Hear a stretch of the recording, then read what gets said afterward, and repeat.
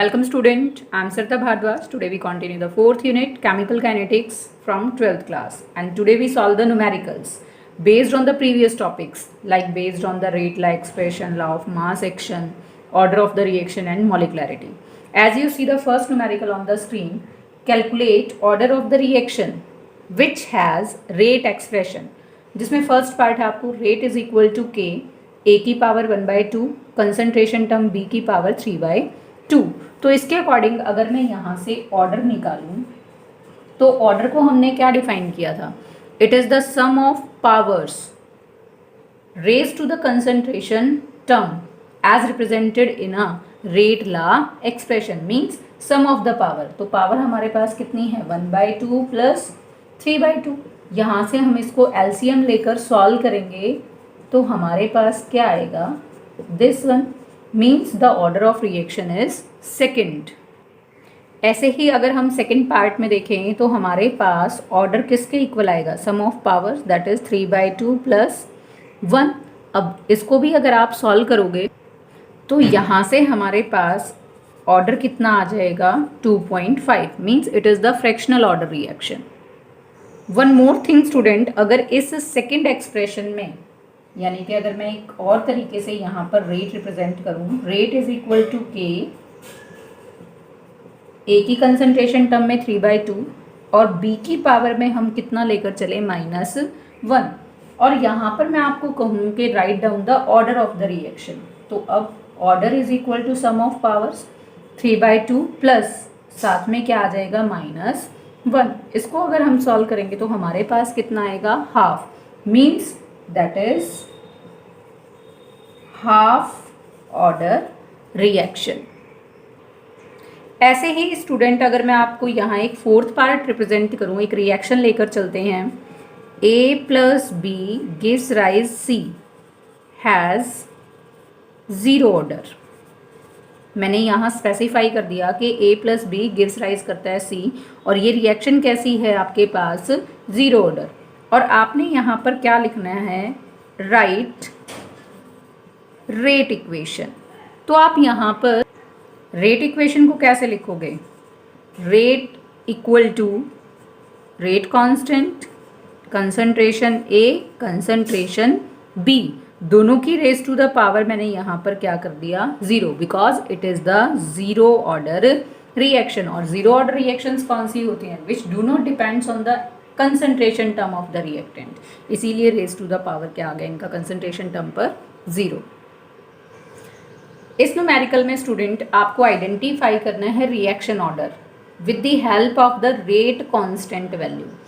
अब rate constant की last lecture में हमने फाइंड आउट की थी units for the different order reaction. जैसे अगर मैं यहाँ से इसकी यूनिट्स को देखूँ तो वो क्या है, litre mole inverse second inverse. These are the units of the second order rate constant। इसका मतलब क्या है कि ये किसको रिप्रेजेंट करता है, सेकेंड ऑर्डर रिएक्शन को, क्योंकि ये यूनिट कब होती है, जब हमारे पास सेकेंड ऑर्डर की रिएक्शन हो। ऐसे ही अगर हम इसमें लेकर चले तो second inverse it is the unit of the first order rate constant, it means it represents the first order reaction. तो पहले वाली second order reaction and this one is the first order reaction। तो student अगर इस type का numerical आता है तो आपने रेट कांस्टेंट की यूनिट पे कंसंट्रेट करना है और यूनिट्स हमें फाइंड आउट करनी आती है, तो उसके बेसिस पर हम किसको फाइंड आउट कर सकते हैं, ऑर्डर को। अब आपको स्टेटमेंट दी student, a reaction is second order with respect to a reactant, how is the rate of reaction affected if concentration of reactant is, एक बार हमने उसको डबल्ड किया और दूसरी बार हमने उसको क्या किया, reduce to half. First of all student हमारे पास रिएक्शन कैसी है, second order, means the rate of reaction depends on the two concentration term.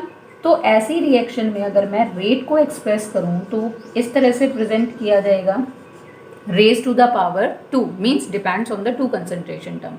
यहाँ हमने रिएक्टेंट को किससे डिनोट किया, ए से। अब हम इसमें फर्स्ट केस लेकर चलते हैं कि अगर हम कंसंट्रेशन को डबल कर लें तो हमारे पास इस रेट एक्सप्रेशन को हम कैसे लिखेंगे, रेट इज इक्वल टू अब कंसंट्रेशन ए की, यहाँ पर आपके पास रिएक्टेंट था 1, अब वो डबल हो गया तो 2A²। तो इसका मतलब क्या है कि जो हमारे पास रेट आएगा वो कितना आ जाएगा, बिकम्स 4 टाइम्स। तो इसका मतलब क्या है, अगर हम यहाँ से सॉल्व करेंगे तो 2 दूनी 4, तो कंसंट्रेशन डबल होने से रेट हमारा क्या हो जाएगा, 4 टाइम्स। अब हम सेकंड केस की बात करते हैं। एक और स्टूडेंट हम यहाँ से कंपैरिजन करेंगे, यहाँ पर 1A है और इधर जब आप उसको सॉल्व करोगे तो वो हमारे पास क्या आ जाएगा, 4A की फॉर्म में। सेकेंडली हमने उसको क्या किया, रिड्यूस टू हाफ। अब रिड्यूस टू हाफ करेंगे तो रेट एक्सप्रेशन हमारे पास क्या बनेगा, इसका मतलब क्या है कि when concentration is reduce to half then rate becomes 1/4 times, 1/4 हो जाएगा वो। इस तरह के न्यूमेरिकल कॉम्पिटेटिवली भी इंपॉर्टेंट है स्टूडेंट, और बोर्ड पॉइंट ऑफ व्यू से भी काफ़ी इंपॉर्टेंट है। 1 और 2 मार्क्स में पूछ सकते हैं। मैंने आपको सॉल्व करके दिखाया है। जनरली ये पूछ सकते हैं what happened if concentration of reactant is doubled, तो हम डायरेक्ट लिख सकते हैं इट बिकम्स 4 टाइम। अगर ये आ जाएगी रिड्यूस टू हाफ तो डायरेक्ट लिख सकते हैं कि वो 1/4 हो जाएगा। इस न्यूमेरिकल में स्टूडेंट आपको दिया the rate of the gaseous reaction, means आपके रिएक्टेंट और प्रोडक्ट्स किस फॉर्म में है, गैस की फॉर्म में, becomes half when volume of the vessel is doubled. What is the order of the reaction? अब इसको सॉल्व करने के लिए स्टूडेंट हमने कंसीडर की एक reaction, let R gives rise the product P, means R is the reactant, P is the product। और यहाँ पर हमने एक और कंसीडर किया ऑर्डर ऑफ रिएक्शन, वो हमें फाइंड आउट करना है, तो हमने उसको एज्यूम क्या किया, n। तो यहाँ से अगर मैं इसका रेट लिखूँ तो rate is equal to K R raise to the power n। अब मैं R की यहाँ पर कंसंट्रेशन मेंशन करूँ, मीन्स रेट को हमने रिप्रेजेंट किया R से K और इसकी कंसंट्रेशन हमने क्या मान ली, A, तो हमारे पास ये आ जाएगा। अब अकॉर्डिंग टू स्टेटमेंट हमने क्या कहा कि rate of the gaseous reaction becomes half अगर volume of the vessel is double हो जाता है। तो if volume of vessel is double then, अब रेट ये क्या हो जाएगा, रिड्यूस टू हाफ, तो हम क्या देंगे, R/2 इज इक्वल टू के। अब देखो जब हमारे पास volume of vessel becomes double है तो मोलर कंसंट्रेशन भी कैसी हो जाएगी, आधी, तभी तो हमारे पास रेट कैसा होगा, आधा। तो हम यहाँ पर क्या लिखेंगे, A/2 raise to the power n। अब स्टूडेंट इसको हमने इक्वेशन नंबर दिया 1 एंड दिस वन इज 2। अब हम क्या करें, डिवाइडिंग